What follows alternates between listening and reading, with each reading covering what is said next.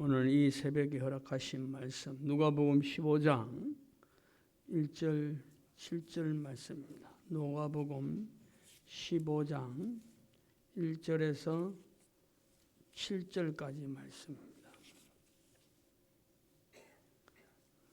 특별 새벽기도 네 번째 날 허락하신 말씀 누가복음 15장 1절부터 7절까지 말씀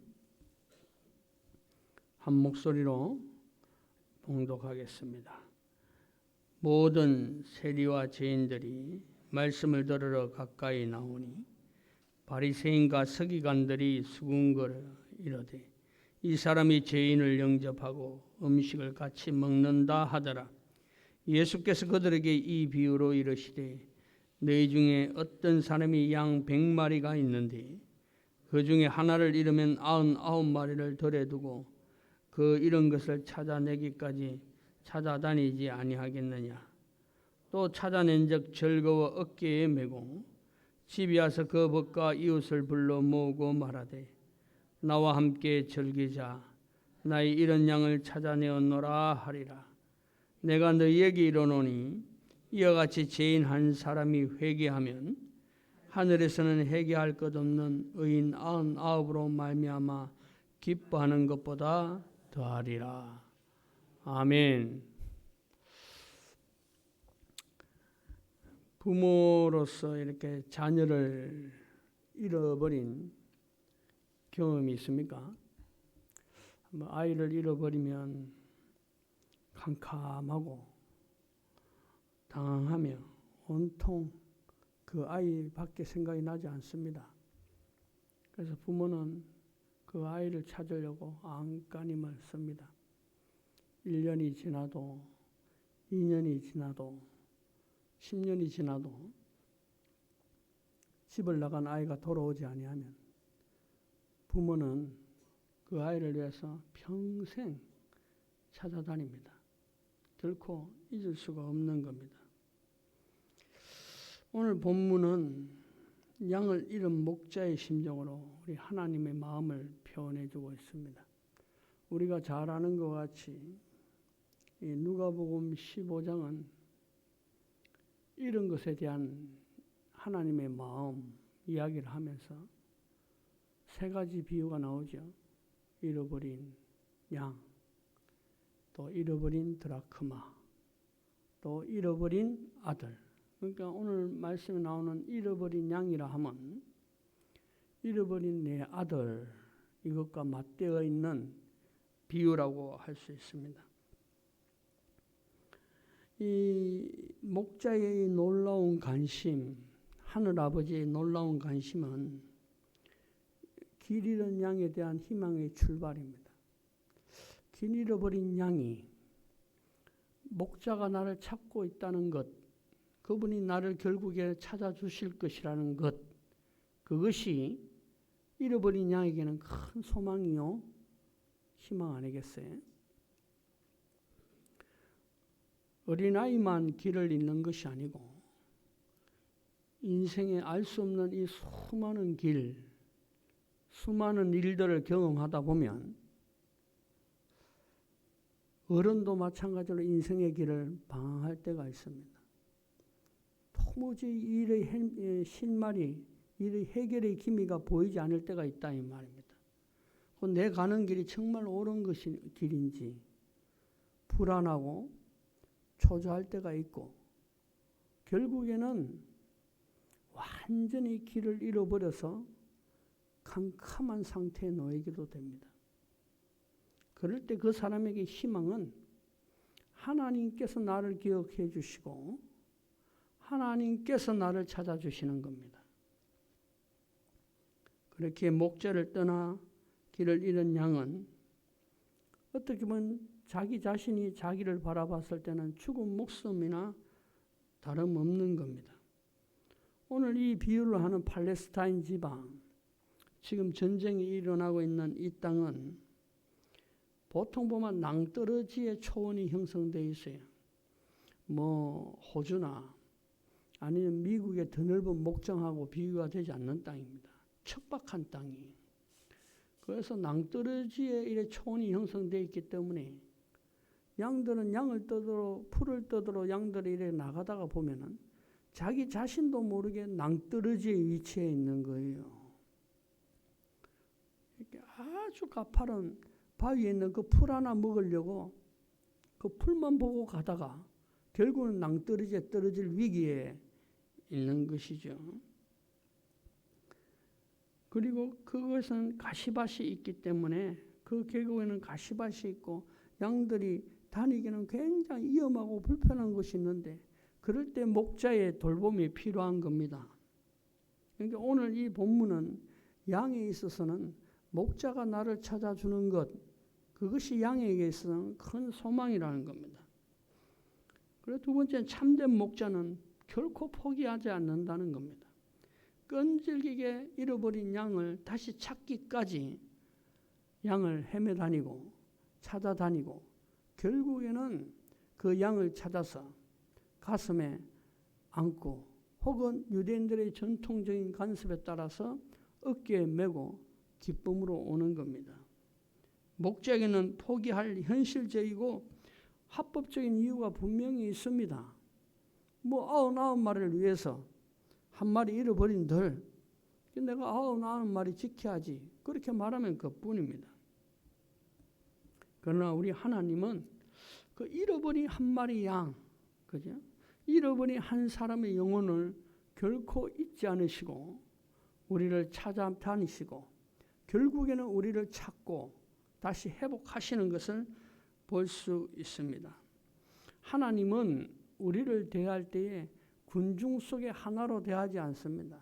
군중의 묶음 가운데 하나로 생각하지 않고 참 목자는 양의 이름 하나하나를 다 매기고 기억하고 양의 그 음성과 특성을 기억하고 그 한 사람 한 사람 한 양 한 양에 대해서 맞춤형으로 사랑하는 것을 우리가 볼 수 있습니다.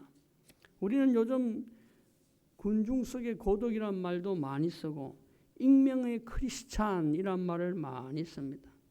나는 이 여러 교인들 중에 한 사람으로서 만족하려고 살아가는 게 많습니다.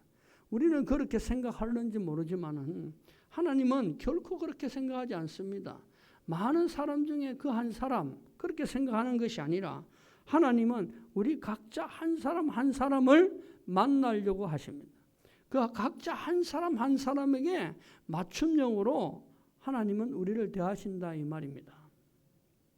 그래서 사도 바울이 이 예수님의 마음을 잘 알고 한 양떼 한 양떼를 보살피는 것에 대해서 뭐라고 이야기합니까? 내가 각 사람을 그리스도의 장성한 분량에까지 자라게 하기 위해서 해산의 수고를 하노라.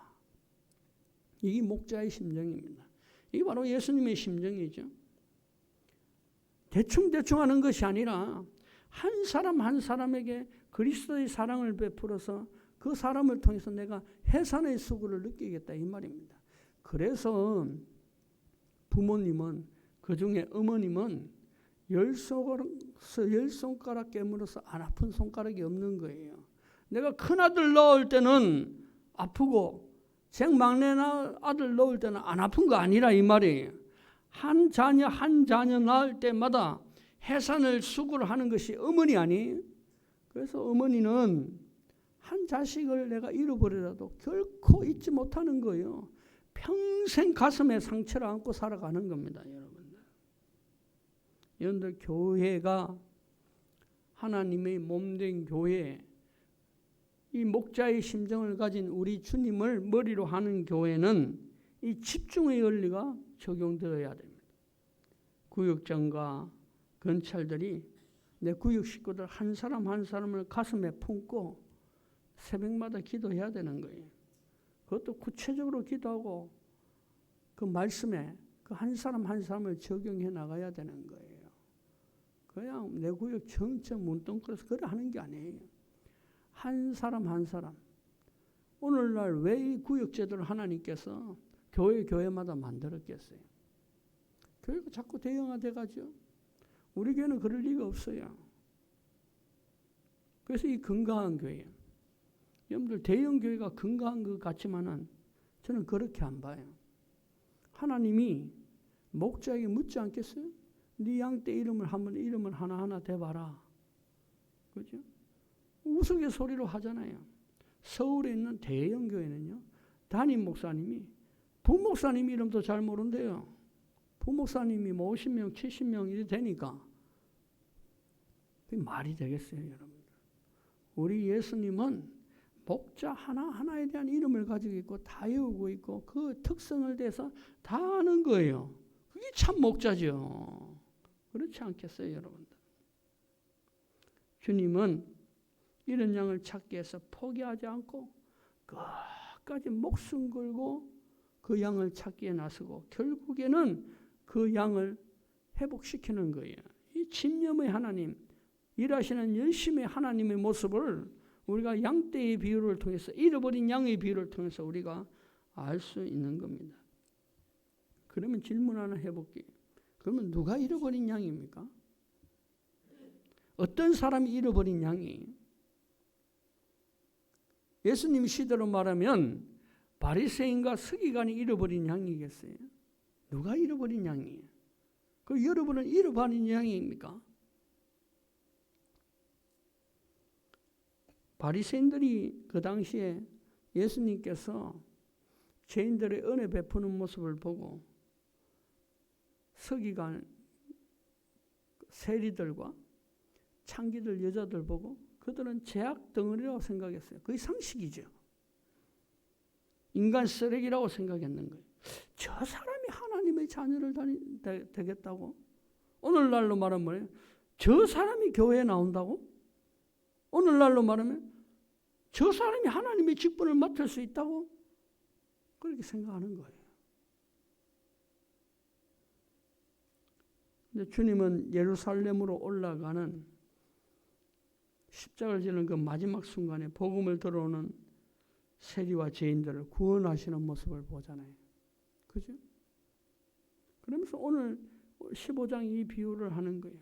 하나님이 무엇을 기뻐하겠느냐? 잃어버린 양 한 마리와 들판에 있는 99마리를 봤을 때 지금 잘 예수님 믿고 잘 신앙하고 이미 하나님의 백성으로 된 사람들, 그것보다는 하나님의 파당적인 관심, 그거는 잃어버린 양 한 마리에 있다는 거예요, 여러분. 부모님은 건강한 자녀들, 물론 내 아들이라고 걱정하겠지만 참된 부모님의 마음 뭐예요? 아픈 한 아이의 마음에 관심을 가 있는 거예요. 연약하고 부족하고 못난 그 아이에게 부모님은 관심이 있어요. 그래서 부모님의 마음은 소원은 뭐예요? 하나님, 내가 죽더라도 저 아이를 끝까지 보살피고 죽을 수 있도록 인도해 주시옵소서. 그러는 거예요. 그게 부모님의 마음이에요. 하나님의 마음을 아주 어떻게 보면 이 15장에 구체적으로 말씀하고 있는 거예요. 혹 우리에게 예수님이 그토록 싫어하였던 바리새인과 서기관 같은 마음은 있지 않나? 여러분들 생각해 봐야 돼요. 새해를 시작하는 이 점에 우리가 이 지역민을 전도하고 복음을 전도하고, 그죠? 나가 땅 끝까지 예수님의 복음을 전거하고자 한다면 이 마음이 있어야 되는 거예요. 저 사람은 이래서 안 돼, 저 사람은 이래서 안 돼. 그러면 교회 올 사람들이 누구 있겠어요? 교인은 죄인이 모이는 거예요. 그 사람들이 회개하고 하나님의 백성으로 살아가고자 결단하며 그 한 사람 한 사람이 하나님의 은혜 간격 가운데 살아가는 곳이 교회 아니겠어요? 우리가 이방인이었어요. 한국 사람은 유대인이 아니에요, 여러분들. 우리는 죄인이었어요. 그런데 하나님께서 돌 감람나무와 같은 우리를 참 감람나무에 접붙여서 예수님 믿고 복받는 하나님의 자녀로 세워주셨다, 이 말씀입니다. 영혼이 구원을 받는 것, 잃어버려진 영혼이 주님 앞에 나오는 것보다 하나님에게 더 중요한 초점은 없는 거예요. 여러분들 이것을 실패하면 교회가 실패하는 거예요. 예수님이 이 마음을 품지 않으면 내 믿음도요, 헛것이 되는 것이고, 교회가 아무리 거치하려고 아무리 많은 사람이 출석해도 잃어버린 양떼 한 마리에 관심이 없는 그런 교회가 되면 그 교회는 실패하는 거예요. 누가복음 12장에 집안에 남아있는 탕자, 진짜 탕자가 누구예요? 큰아들이에요. 여러분. 큰아들과 같은 마음을 품었을 때 아버지가 큰아들에게 나무라잖아요. 너 가만히 생각해봐라. 내 것이 다 네 것이로되 네 동생은 죽었다가 살아 돌아오지 않았냐. 그러면 내가 기뻐하는 것 같이 네가 내 마음같이 기뻐해야 되지 않냐 이 말이에요. 큰아들이 누구를 비유하는 거예요? 예수님의 전체 복음서 나오는 걸 보면 바리새인들과 서기관들이 독사의 자식이라고 신랄하게 비판했던 바리새인과 서기관이 결국엔 누구예요? 큰아들이에요. 여러분. 하나님은 이방인 한 사람 한 사람이 하나님 품에 돌아오는 걸 원해요. 믿지 않는 죄인이 회개하고 하나님께로 돌아오는 것, 그것을 기뻐한다 이 말씀이죠. 교회가 성숙한 교회예요. 교회가 정말 은혜 받았다면 그 증거는 주님의 관심이 내 관심이 되어야 되는 거예요. 주님의 눈물이 있는 곳에 내 눈물이 있어야 돼요. 주님의 마음이 있는 곳에 내 마음 한 자락이 그곳에 가 있어야 돼요. 그럴 때 그것이 참 교회예요. 그 사람이 참 그리스도인이라 이 말씀입니다. 우리의 배움이 있어요? 내가 능력이 있는 사람입니까? 내가 참 지식이 있는 사람입니까? 그것은 이웃에게 복음을 전할 수 있고 이웃을 섬길 수 있는 한 사람 한 사람에 대한 예수님의 관심이 내 관심이 되는 사람이 될 때 그것이 참다운 지식이 되고 참다운 능력이 되고 참으로 부유한 사람이 되는 거예요. 여러분들 이현주 씨가 쓴 한 송이 이름 없는 들꽃이라는 책이 있습니다. 거기 284쪽에 나오는 이야기, 이런 질문이 있어요. 너희의 생각은 어떠냐? 어떤 사람에게 양 100마리가 있었는데 그 중에 한 마리가 길을 잃었다고 하자. 그 사람은 99마리를 산에 거들어 둔 채 그 잃어버린 양을 찾아 나서지 않겠느냐? 이 질문에요. 냉정한 장사꾼, 사업가라 볼 수 있죠. 이렇게 대답해요. 무슨 말입니까? 참 어리석은 말이네요. 99마리를 덜어두고 산에 거들어두고 한 마리를 찾아 나서다니요. 그 99마리 양떼를 한 마리를 위해서 잃어버릴 수 있는 그 위험성을 감수하겠단 말입니까? 합리적인 경영론에서는 있을 수 없는 일입니다. 당신은 참 어리석은 사람이군요. 그 목자는 머리가 돈 목자 아니겠어요? 합리적인 비즈니스맨, 경영가가, 사업가가 그렇게 말하는 거예요. 그 목자 돈 사람이지. 어떻게 99마리를 포기하고 그 하나를 위해서 99마리를 들여 버려둘 수 있단 말입니까? 다시 물어요. 어느 날 그가 아들 삼형제 중 하나를 잃어버렸다. 그러면 너희 생각은 어떠냐? 다시 묻는 거예요.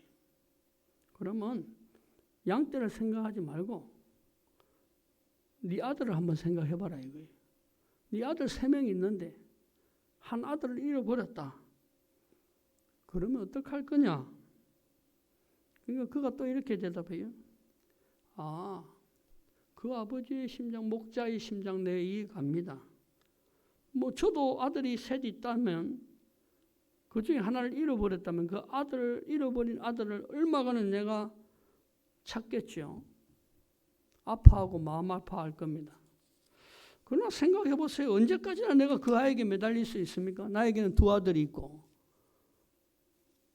또 나에게도 가정이 있고 내가 해야 될 일이 있는데 잃어버리고 2 아들을 위해서 남은 인생의 행복을 위해서 살아가야 되지 않겠습니까?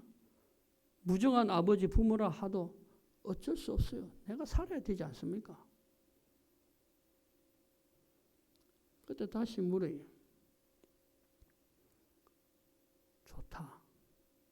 그러면 네 자신이 길 속을 찾아다니다가 길을 잃어버렸다고 생각하자. 그리고 네 자신이 길을 잃어버리다가 낭떠러지에 떨어졌다고 생각해보자. 그 낭떠러지에 매달려 있을 때 너의 심정은 어떻겠느냐? 가시나무 우거진 바윗바람에 매달려 그는 이렇게 해요. 내가 소리 지르겠죠. 당신은 99마리를 버려두고 내 생명을 구해주어야 됩니다. 그래야만 당신은 참된 목자 아니겠어요? 내가 죽게 생겼는데 내가 99마리의 양이 아니고 내가 잃어버린 양이 한 마리가 되어서 내가 절벽에 매달려 내가 죽게 생겼으면은 저는 당연히 당신이 나를 찾아와서 구해주어야만 참된 목자로 생각합니다. 여러분들 이것이 오늘날 우리의 마음 아니겠어요? 그러니까 잃어버린 양 한 마리, 오늘 본문에 나오는 제3자를 예수님께서 말씀하는 게 아니에요. 그게 바로 나라는 거예요. 나. 내 자신이 잃어버린 양이라는 거예요.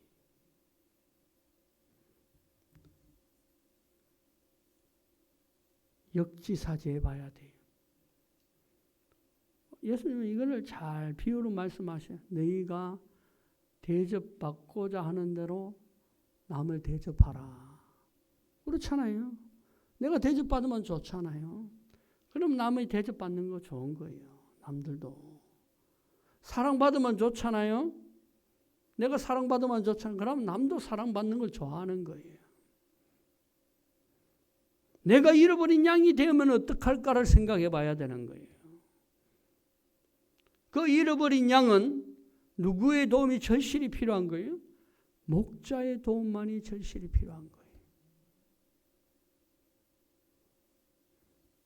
그러니까 성경의 말씀, 오늘 예수님의 마음은 잃어버린 양 한 마리를 찾기 위해서 99마리의 양을 예수님께서 방치하신 것이 아니에요. 실상은 100마리 양을 모두를 위해서 찾아 나서는 거예요. 어떤 양이든 길을 잃어버리면 예수님은 그 잃어버린 양 한 마리를 위해서 찾아 나서는 분이라는 걸 말씀하고 있는 거예요. 예수님의 이런 양 비유는 현대를 살아가는 우리들에게 이렇게 들려질 때 빈틈이 있고 부족한 것처럼 보여요. 어느 양 한 마리에만 특별히 사랑을 베푸시는 것 같고 어느 한 마리 양은 방치하고 내버려 두는 것 같이 보여요. 그런데 실상은 예수님은 한 마리 한 마리 양을 사랑함으로 100마리 양 모두를 자기 목숨을 걸고 사랑하는 참 목자인 것을 우리가 알 수 있는 거예요. 그래서 예수님의 이 비유는 현대를 살아가는 우리들의 눈에 비추더라도 조금도 허점이 없는 하나님의 온전한 사랑을 우리에게 보여주고 있는 겁니다. 오늘도 하나님의 크신 사랑을 잊고 아름답게 주님의 뜻과 합하여 살아가는 우리 성도님들 되기를 축복합니다. 고린도후서 6장 1절 2절의 사도 바울의 고백입니다. 보라 지금은 은혜 받을 만한 때요 보라 지금은 구원의 날이로다. 이것을 깨닫고요.